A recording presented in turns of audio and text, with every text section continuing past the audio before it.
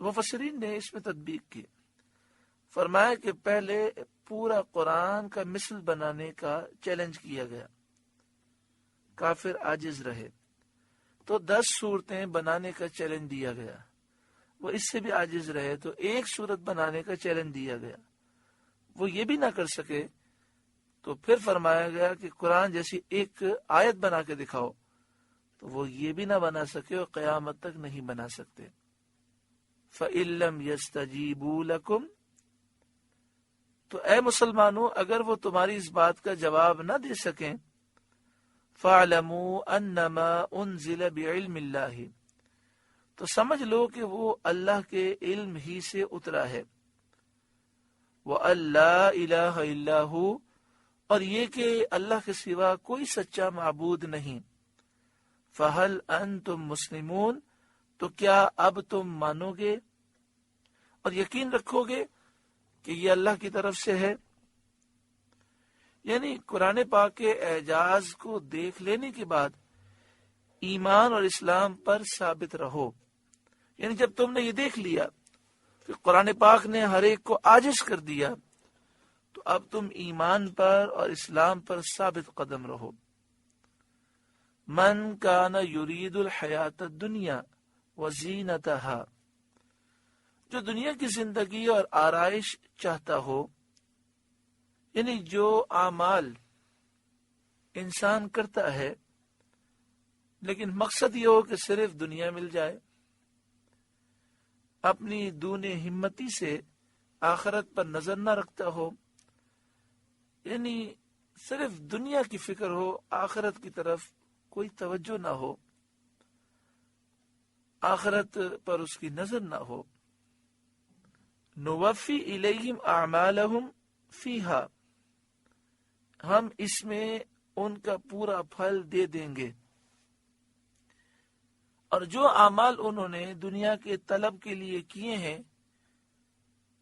ان کا اجر صحت، تندرستی، دولت، رزق کی وسعت، کثرت اولاد وغیرہ سے دنیا ہی میں پورا کر دیں گے۔ یعنی کوئی شخص اگر نیک اعمال کرے اور مقصد اللہ کی رضا نہ ہو، صرف دنیا کا حصول ہو، تو پھر آخرت میں اس کے لیے صلہ نہیں ملتا، اور اگر اس نے کوئی اچھے کام کیے ہیں تو اس سے دنیا ہی کی نعمتیں اسے مل جاتی ہیں۔ نوفی الیہم اعمالہم فیہا، ہم اس میں ان کا پورا پھل دے دیں گے، اور جو اعمال انہوں نے طلب دنیا کے لیے کیے ہیں اس کا اجر صحت، دولت، وسعت رزق، کثرت اولاد وغیرہ سے دنیا ہی میں پورا کر دیں گے۔ وَهُمْ فِيهَا لَا يُبْخَسُونَ، اور اس میں کمی نہ دیں گے۔ یہی وہ آیت کریمہ ہے جس کی وجہ سے صالحین پریشان ہو جاتے تھے کہ ہم جو نیکیاں کر رہے ہیں اور اس کے بعد ہم دنیا میں اتنی نعمتیں پا رہے ہیں، تو کہیں ایسا تو نہیں کہ اللہ ہم سے ناراض ہو گیا اور ساری نیکیوں کا اجر ہمیں دنیا میں دے دیا جائے اور آخرت میں ہمیں کچھ بھی نہ ملے۔ تو وہ تو صالحین تھے، پھر بھی اللہ کے خوف سے روتے رہتے تھے اور استغفار کرتے۔ اولئک الذین لیس لہم فی الآخرۃ الا النار، یہ ہیں وہ جن کے لیے آخرت میں کچھ نہیں مگر آگ، یعنی ان کے لیے صرف آخرت میں آگ ہے۔ وحبط ما صنعوا فیہا، اور اکارت گیا جو کچھ وہاں کرتے تھے۔ وباطل ما كانوا يعملون، اور نابود ہوئے جو ان کے عمل تھے۔ ان دنیا کے اندر جو انہوں نے اعمال کیے سب برباد ہو گئے، آخرت میں صرف اور صرف انہیں جہنم کی سزا ملی۔ یعنی یہ وہ لوگ ہیں جن کے لیے جہنم کی سزا ہے آخرت میں، اور دنیا میں جو انہوں نے اعمال کیے ہوں گے اس کا کوئی صلہ وہ آخرت میں نہیں پائیں گے۔ حضرت ضحاک نے کہا کہ یہ آیت مشرکین کے لیے ہے کہ وہ صلہ رحمی کریں، رشتہ داروں کے حقوق ادا کریں، ان کی خدمت کریں، یا محتاجوں کی مدد کریں، یا کسی پریشان حال کی مدد کریں، یا اس طرح کی کوئی اور نیکی کریں، اچھا کام کریں، تو اللہ تعالیٰ وسعت رزق وغیرہ سے ان کے عمل کی جزا دنیا ہی میں دے دیتا ہے، اور آخرت میں ان کے لیے کوئی حصہ نہیں۔ تو جو بدعقیدہ ہے، بد مذہب ہے، کافر ہے، مشرک ہے، یہودی، عیسائی ہے، اگر وہ دنیا میں کوئی اچھے کام کرتا ہے تو اس کا صلہ اسے دنیا میں ہی دے دیا جاتا ہے۔ ایک قول یہ ہے کہ یہ آیت منافقین کے لیے نازل ہوئی جو آخرت کے ثواب کے تو معتقد نہ تھے اور جہادوں میں مال غنیمت حاصل کرنے کے لیے شامل ہوتے تھے، تو ان کے بارے میں یہ بتایا گیا کہ چونکہ یہ اللہ کی رضا کے لیے کام نہیں کرتے، دل سے ایمان نہیں لائے، اور یہ جہاد وغیرہ میں جاتے ہیں تو وہاں سے مال غنیمت وغیرہ پا لیتے ہیں۔ افمن کان علی بینۃ من ربہ، تو کیا وہ جو اپنے رب کی طرف سے روشن دلیل پر ہو، جس کے پاس رب العالمین کی روشن دلیل ہو، جس کا سینہ نور قرآن سے روشن ہو، کیا وہ اس کی مثل ہو سکتا ہے جو دنیا کی زندگی اور اس کی آرائش چاہتا ہو؟ ایسا ہرگز نہیں ہو سکتا۔ ان دونوں میں بڑا فرق ہے۔ روشن دلیل سے کیا مراد ہے؟ تو فرمایا وہ دلیل عقلی مراد ہے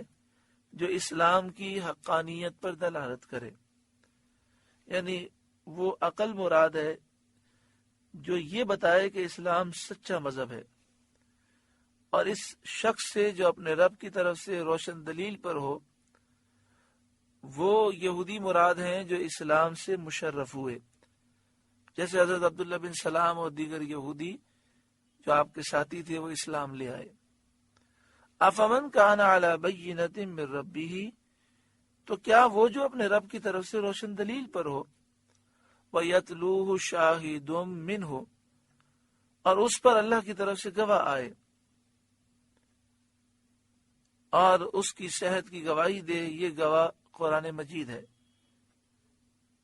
یعنی وہ اسلام کو سچا مذہب مانتا ہے، اس پر اس کے پاس عقل ہے جو یہ ثابت کرتی ہے، دلالت کرتی ہے کہ اسلام سچا مذہب ہے، اور اس کی اس بات پر گواہ قرآن پاک ہے۔ وَمِن قَبْلِهِ کتاب موسیٰ اماما ورحمہ، اور اس سے پہلے موسیٰ کی کتاب پیشوا اور رحمت، یعنی توریت، جو کہ پیشوا بھی ہے اور رحمت بھی ہے۔ اولئک یؤمنون بہ، وہ اس پر ایمان لاتے ہیں،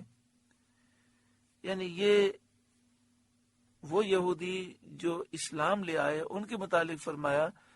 کہ جو توریت کو مانتے تھے پھر قرآن پر ایمان لائے۔ وَمَن یکفر بہ من الاحزاب، اور جو اس کا منکر ہو سارے گروہوں میں، فالنار موعدہ، تو آگ اس کا وعدہ ہے، یعنی چاہے کوئی بھی شخص ہو قیامت تک آنے والا جو قرآن کا منکر ہے اس کے لیے جہنم ہے۔ حدیث شریف میں ہے سید عالم صلی اللہ علیہ وآلہ وسلم نے فرمایا، اس کی قسم جس کے دست قدرت میں محمد کی جان ہے صلی اللہ علیہ وآلہ وسلم، اس امت میں جو کوئی بھی ہے، یہودی ہو یا نصرانی، جس کو بھی میری خبر پہنچے اور وہ میرے دین پر ایمان لائے بغیر مر جائے، وہ ضرور جہنمی ہے۔ آپ سے گزارش ہے کہ قرآن کے اس پیغام کو آگے پہنچا کر ثواب جاریہ حاصل کریں۔